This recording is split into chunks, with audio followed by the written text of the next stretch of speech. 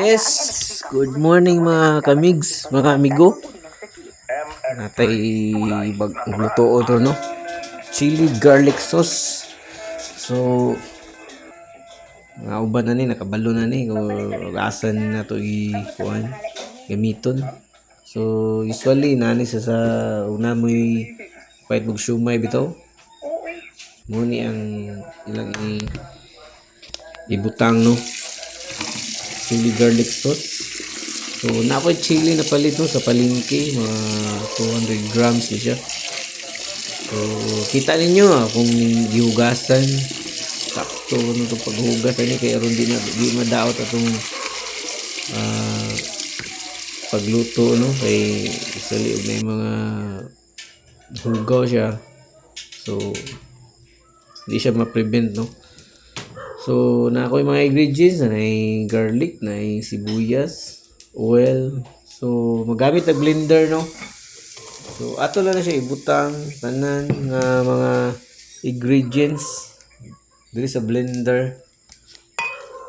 Ayan, na garlic,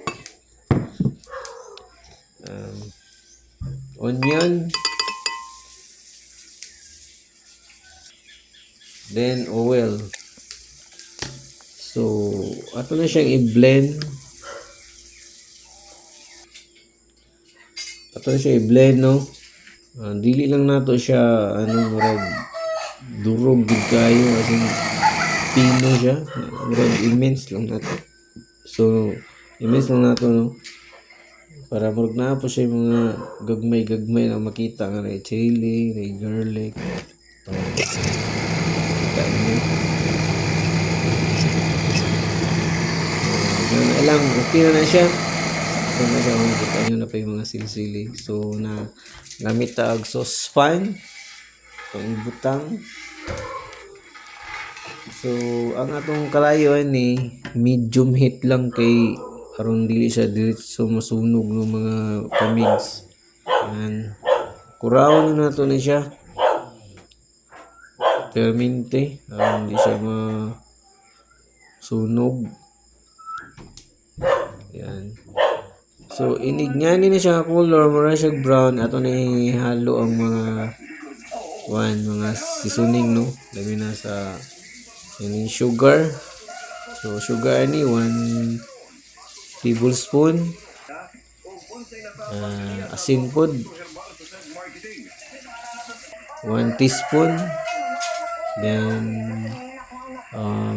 paminta. Yan. Haluin lang natin mga kamigs.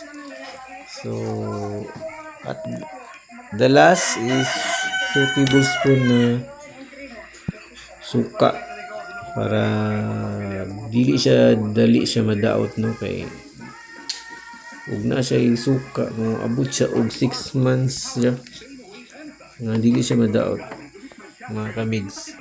Ayan, so ang depende sa inyo na dark. Ako mahilig ko sa light lang kay murag dark murag lain kayo tanawon.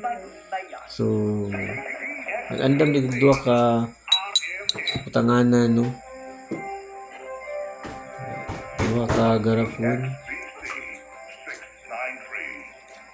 Ayan. Yan, migs. Muna na siya. Chili garlic sauce. Salamat sa nagtanaw mga kamigo. Subscribe mo sa akong channel. Thank you sa pagtanaw. Love you.